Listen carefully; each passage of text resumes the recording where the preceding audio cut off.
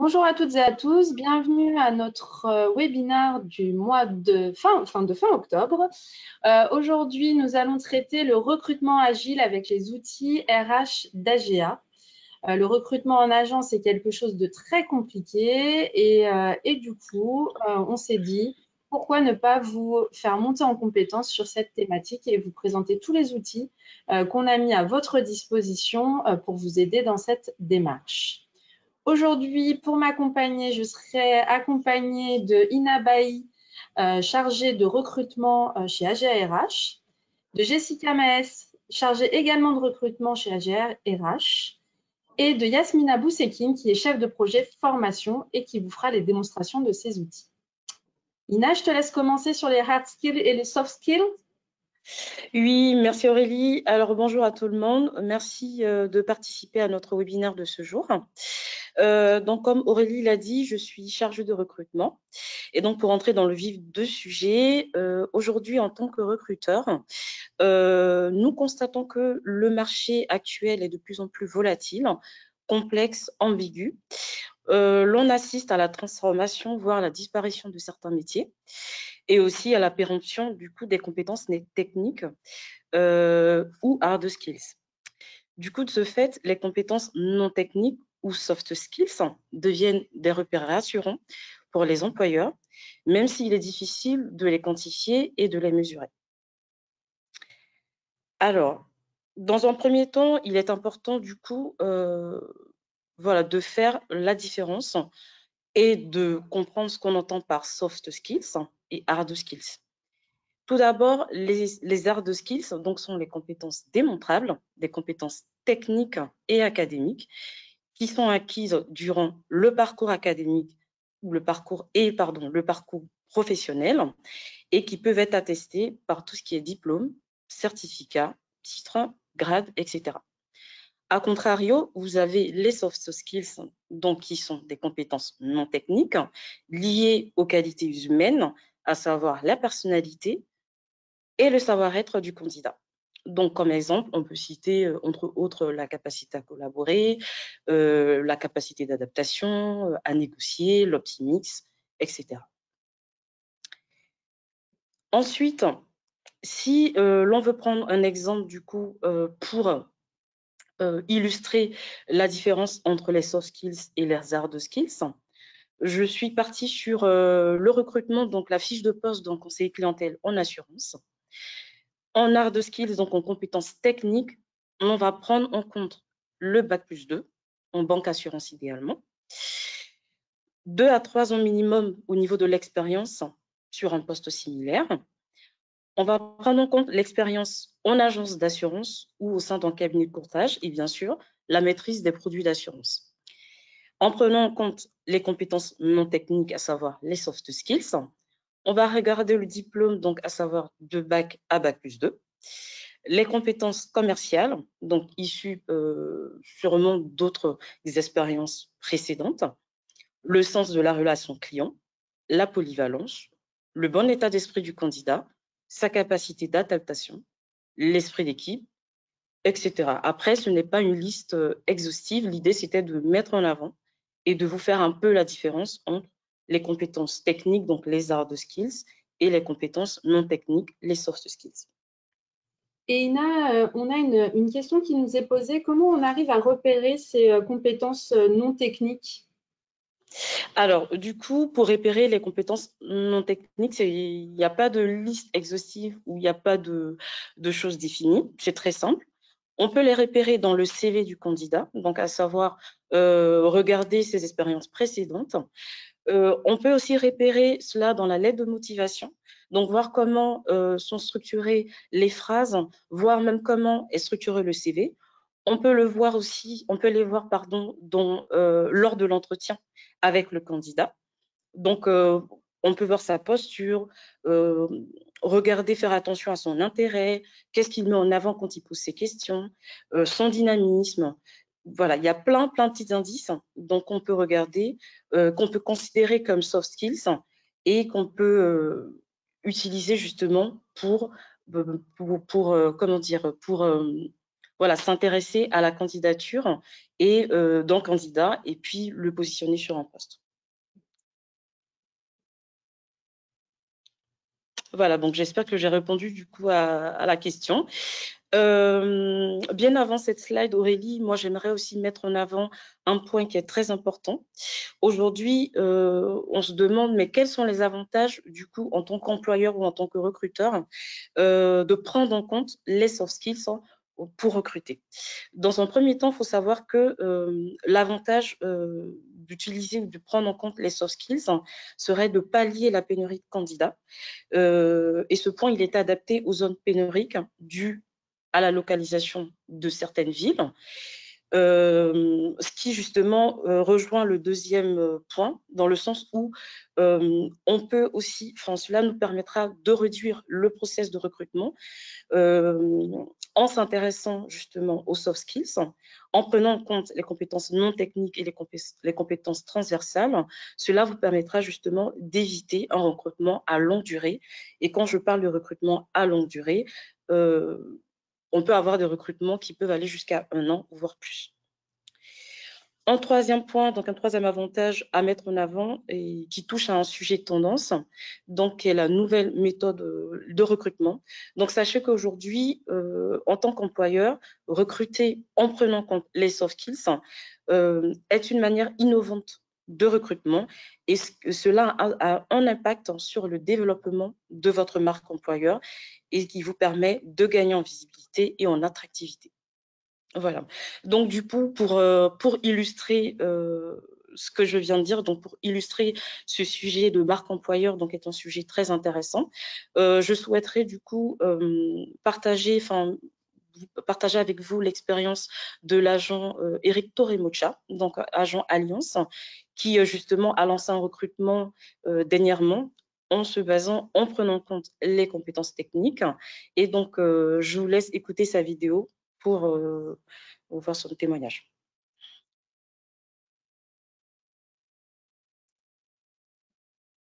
Bonjour, je suis Eric Toremocha, agent général Alliance au Bois-du-Roi depuis 2014.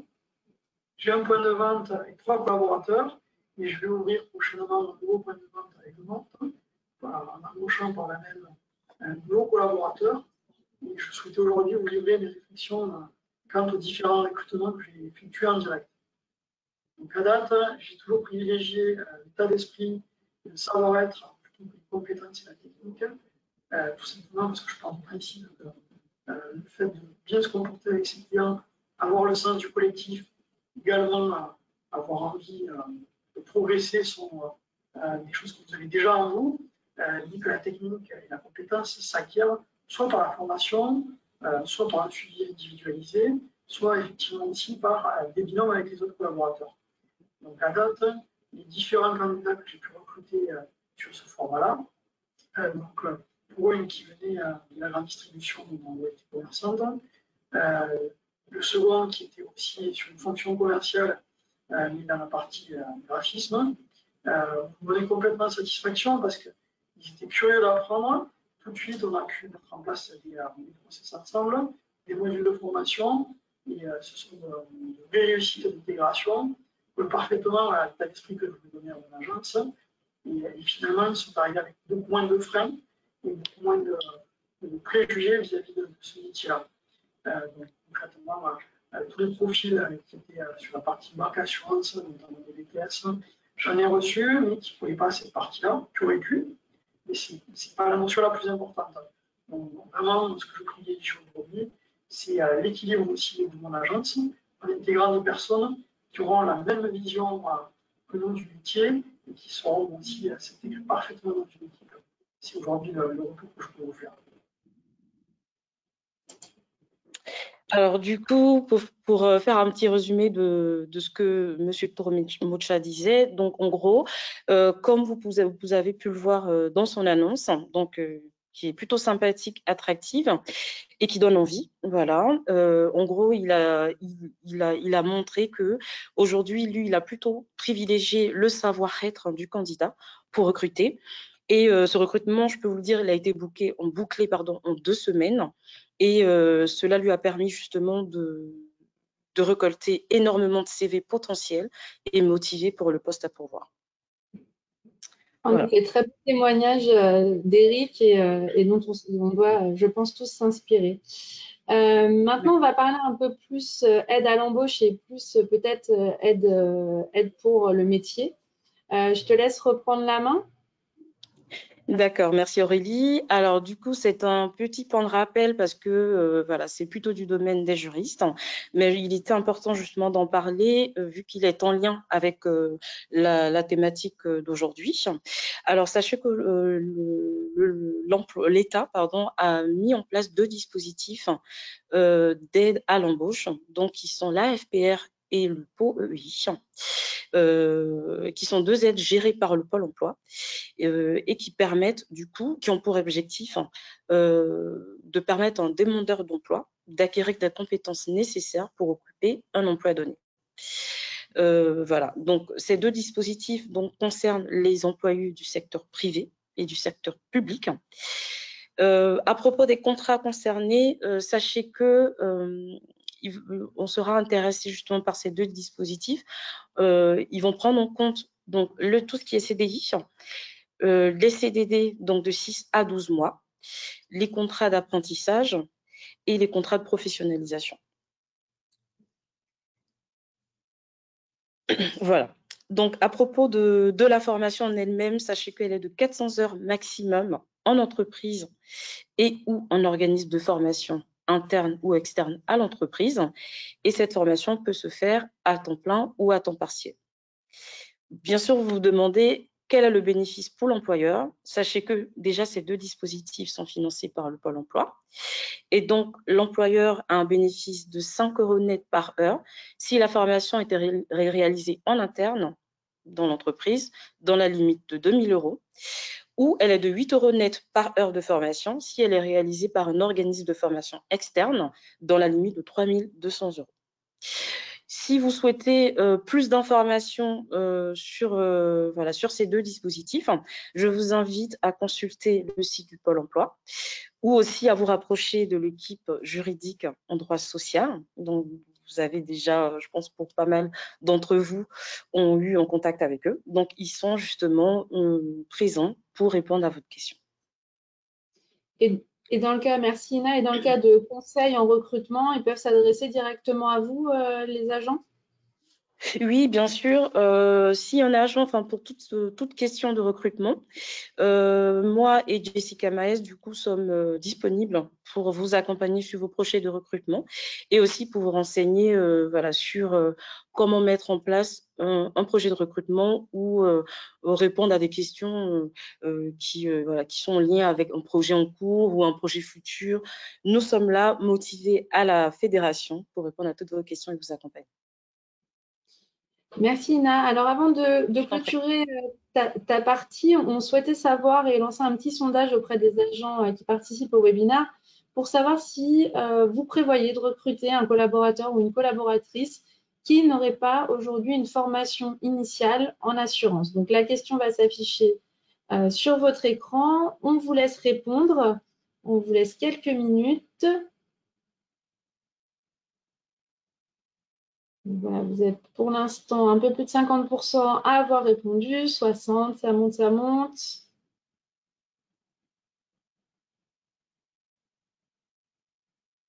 Hop, on laisse encore 2 petites secondes. Hop. Bon, je vais clôturer puisqu'on arrive aux 80%. Donc, juste, vous êtes déjà près de 65% à avoir cette volonté de recruter, en tous les cas, un collaborateur ou une collaboratrice qui n'aurait pas une formation en assurance. Merci Ina. On va passer du coup à la partie de Jessica sur le développement de la marque employeur. Bonjour à tous. Donc, pour ma part, je vais évoquer le sujet page employeur. Sachez qu'AGA a mis en place 2 pages employeurs pour justement donner une visibilité au métier en agence. Et dans un premier temps, je vais commencer par définir ce que c'est une page employeur. Donc, sachez qu'une page employeur est l'ensemble des caractéristiques et des expressions de l'entreprise. Elle permet justement à une entreprise de mettre en avant sa propre marque employeur et de pouvoir communiquer avec des candidats potentiels.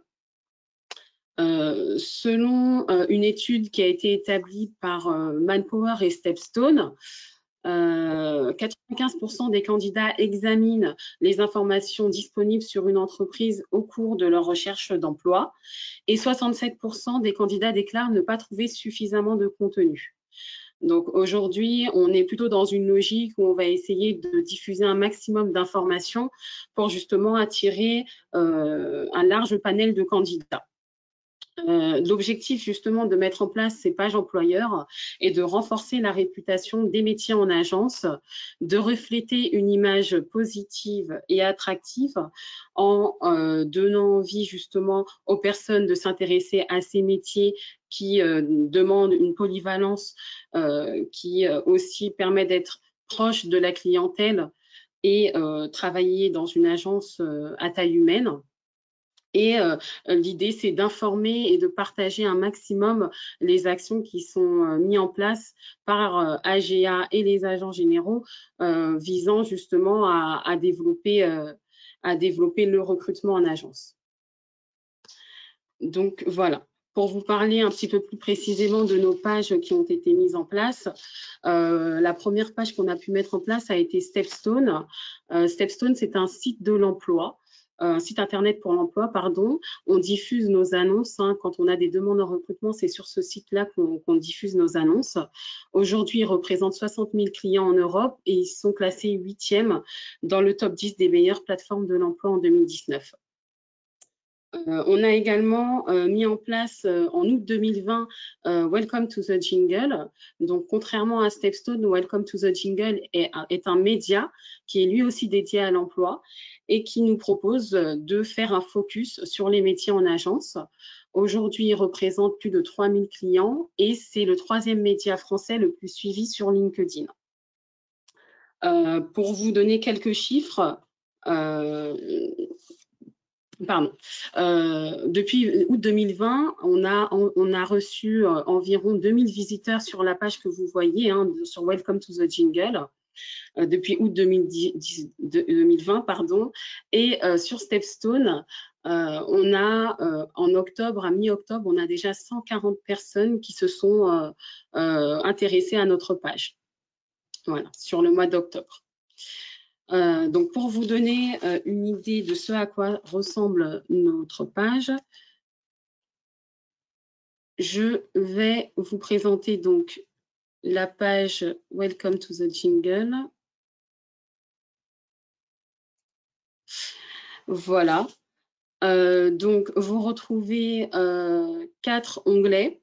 Donc, le profil, juste en haut, tout en haut de la page, vous avez l'onglet profil où là, ça vous donne une idée globale de ce qu'est AGA et de surtout ce que font les agences d'assurance. Dans l'onglet équipe, vous allez retrouver 5 vidéos, dont une d'une collaboratrice d'agence qui justement explique son quotidien, ses missions et ce pourquoi elle a décidé d'intégrer une agence générale d'assurance.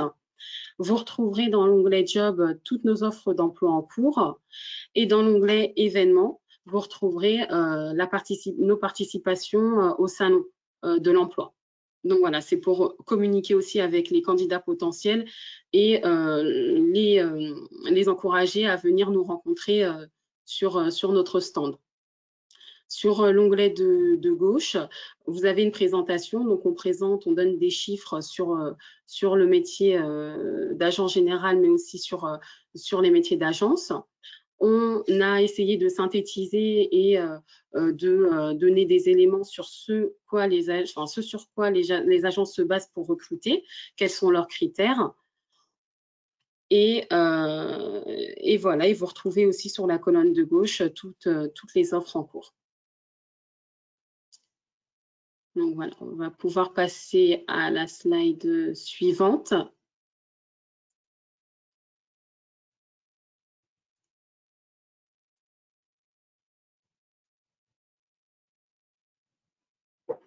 Voilà, donc je parlais d'événements à l'instant. Chez AGA, on a décidé en partenariat avec l'OPCO Atlas de participer à des salons pour l'emploi. Le 8 et le 9 octobre, on a été à Paris justement rencontrer des candidats intéressés par le métier. Et donc, on a récolté environ une centaine de CV et d'ores et déjà positionné 4 candidats sur des postes en cours. Donc, et on a aussi sélectionné une vingtaine de CV pertinents, c'est-à-dire des personnes qui ont déjà une expérience en assurance et qui sont en recherche d'emploi.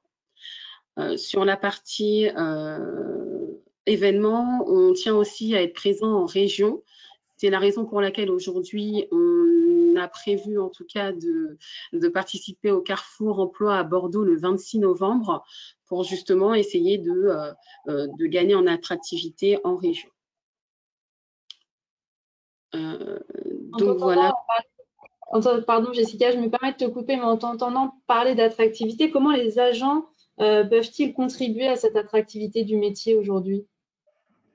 Alors aujourd'hui, on propose aux agents justement de participer à ces actions qu'on met en place, donc que ça soit une présence en salon, faire une vidéo comme l'agent l'a fait en Occitanie pour partager tout simplement son souhait de recruter. L'idée, c'est d'être en présentiel sur les salons et pourquoi pas participer à des job dating qu'on peut être amené à organiser avec le Pôle emploi. On a 2-3 questions pour toi, encore après celle-ci. Peut-on être accompagné sur la mise en place d'un entretien ou même lors de l'entretien? Oui, bien sûr. Cette année, Ina et moi avons mis en place un guide de l'entretien qui permet à l'agent justement d'être accompagné tout le long de l'échange avec le candidat. Et on a également mis en place des tests d'orthographe, de grammaire et de calcul mental pour tester aussi le candidat. Donc, si vous souhaitez accéder à ces documents, n'hésitez pas à nous contacter et nous vous les transmettrons. Tu nous as donc parlé de la page employeur, mais qu'est-ce que c'est vraiment cette marque employeur? On en entend souvent parler dans les gros groupes, mais pour nous, agents, qu'est-ce que ça signifie vraiment? Effectivement, nous aussi, on s'est un peu inspiré de ces grands groupes qui parlent de marque employeur parce que tout simplement, l'idée pour nous, c'est de mettre en avant les métiers d'agence d'assurance. Donc, on a essayé justement, et on essaye toujours d'ailleurs, de mettre en avant ces métiers. Donc, l'idée, c'est de mettre une vitrine, en fait, tout simplement sur les métiers les métiers d'agence en assurance, pardon. Donc, tout simplement, c'est l'image d'une entreprise que l'on souhaite donner aux candidats potentiels ou des personnes qui s'intéressent à l'assurance.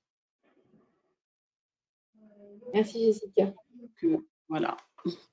Après cette partie recrutement, on va passer à la partie outils. Depuis maintenant quelques années, la Fédération a mis en place pas mal d'outils pour aider les agents. Et donc, Yasmina va nous faire découvrir ces outils. Merci Aurélie. Donc, bonjour à tous. Donc, Yasmina Boussekine, chef de projet formation chez AGA depuis juin dernier. Avant de parler des outils, je parlerai peut-être de ma présence future au Salon européen de l'éducation qui devait se tenir à Paris.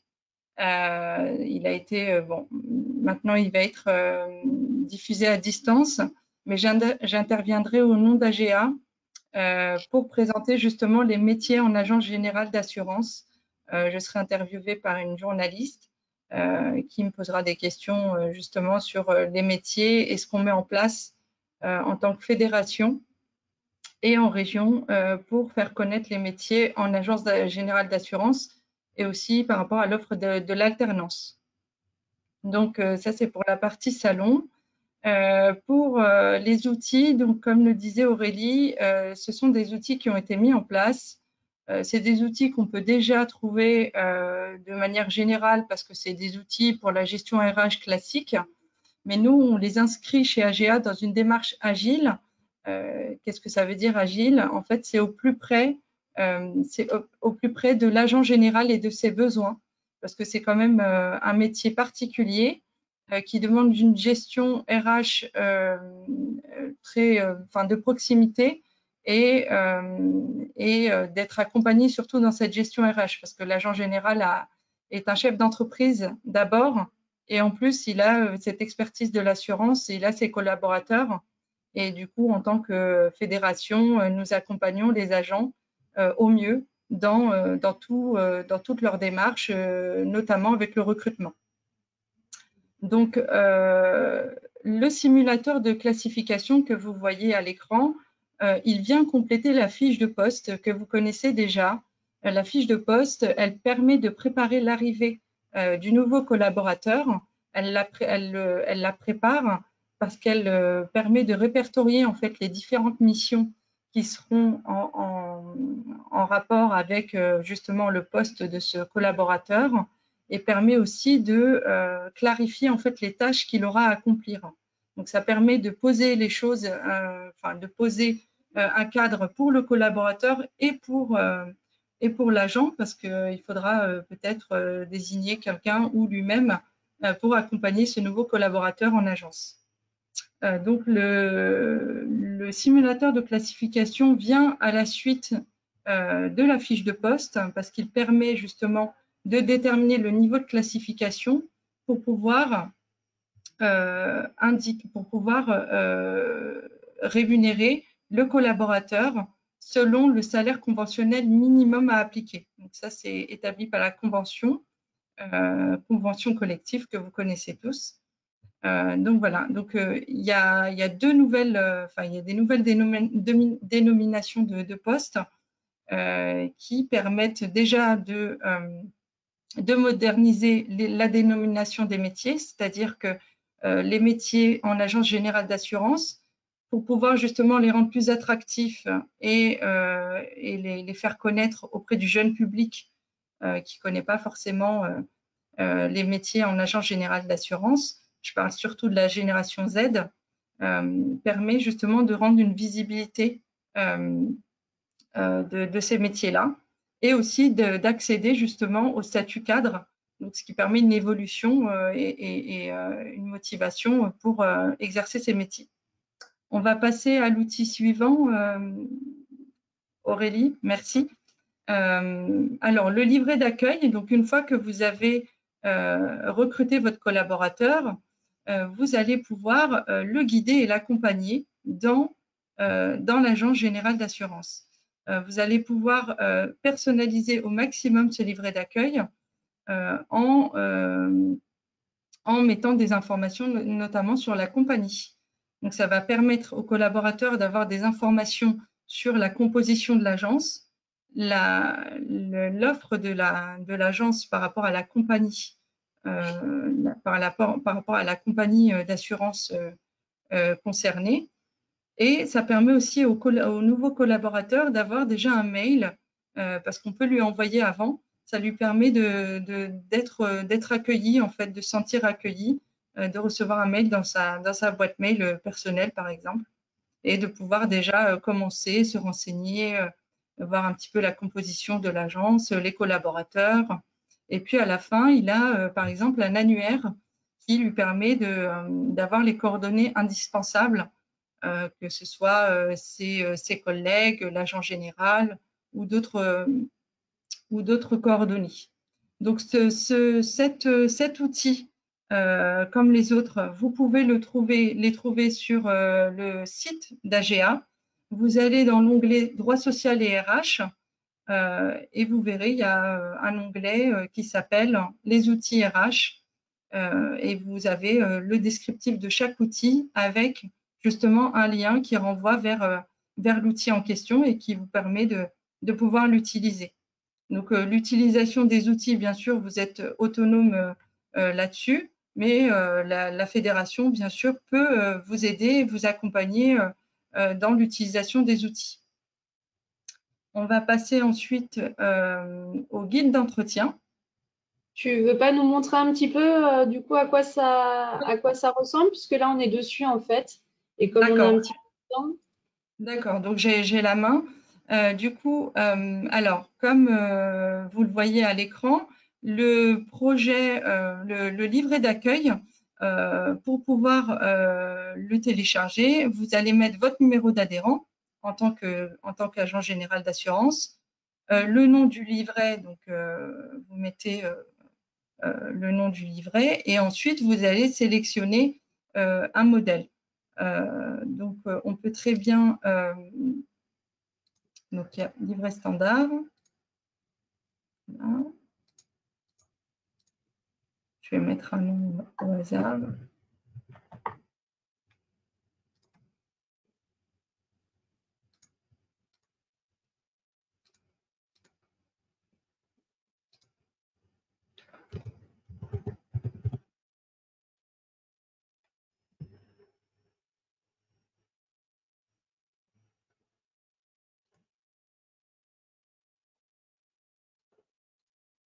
J'arrive pas à le générer.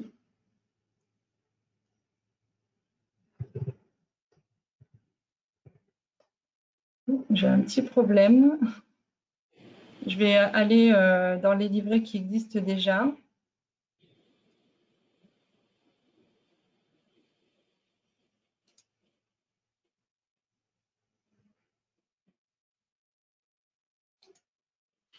Oui, je pense que tu dois taper, Yasmina, excuse-moi, je me permets, dans la barre de recherche, voilà. Oui, c'est là que je vais mettre, ça. Je vais mettre un numéro au hasard. Donc voilà, donc là, vous avez des exemples de livrets qui ont déjà été faits. Bon, je ne vais pas entrer dedans parce qu'il y a certainement des infos qu'on ne peut pas diffuser. Mais voilà, ça vous donne une idée de ce que vous pouvez avoir une fois que vous avez enregistré avec le numéro d'adhérent et le nom du livret. Donc, si vous avez des questions, de toute façon, vous aurez nos coordonnées à la fin du webinaire et vous pourrez nous poser les questions que vous vous posez. Donc ensuite, on a le guide d'entretien. Donc le guide d'entretien, comme vous le savez, il y a deux types d'entretiens à mener. Il y en a un qui est obligatoire, c'est l'entretien professionnel, c'est tous les 2 ans. Et puis après, il y a un entretien managériel annuel. Alors ça, c'est à l'appréciation du manager et ça permet aussi de faire le point sur l'année qui s'est écoulée, etc. Donc ce guide d'entretien, ce qui est d'intéressant, c'est qu'il est digitalisé. Donc, vous allez pouvoir tout faire en ligne. C'est-à-dire envoyer la convocation au collaborateur et aussi pouvoir lui envoyer dans le même temps une trame de préparation à l'entretien. Donc, vous allez pouvoir tout lui envoyer. Il saura ce qui est attendu lors de l'entretien. Et donc ça, c'est ce qu'il y a de très pratique dans ce guide d'entretien, c'est que vous n'avez plus à imprimer les choses ou voilà, tout est digitalisé et vous trouvez ça sur le site d'AGA et bien sûr, tous les outils sont gratuits. Merci Yasmina. Alors, les outils sont gratuits, mais nous, on avait quand même une petite question, un petit sondage à vous adresser, puisqu'on communique régulièrement sur ces outils. On sait que beaucoup de communications vous arrivent, mais on voulait tout de même savoir si vous les aviez déjà utilisés. Donc, vous allez avoir une petite question qui va s'afficher sur votre écran pour savoir si vous les avez déjà utilisés, oui, non, ou peut-être pas encore, mais cela vous intéresse.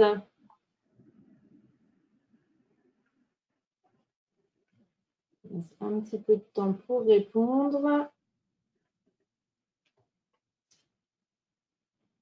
Donc, on voit que vous êtes pas mal à les avoir déjà utilisés, donc ça, c'est une bonne chose. Et que pour 35% d'entre vous, pas encore, mais ça vous intéresse, donc c'est vraiment très, très bien. Yasmina vous l'a dit, mais ces outils sont aussi personnalisables. Vous pouvez mettre votre logo. Enfin, vraiment, nous, on les a conçus pour vous, pour que vous puissiez, vous les approprier un maximum.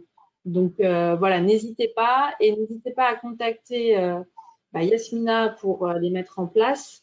et à les déployer auprès de vos collègues aussi qui ne les connaissent peut-être pas encore. Bon, on va parler maintenant sur les projets de développement de l'attractivité des métiers. Je te relaisse la main, Yasmina. Merci.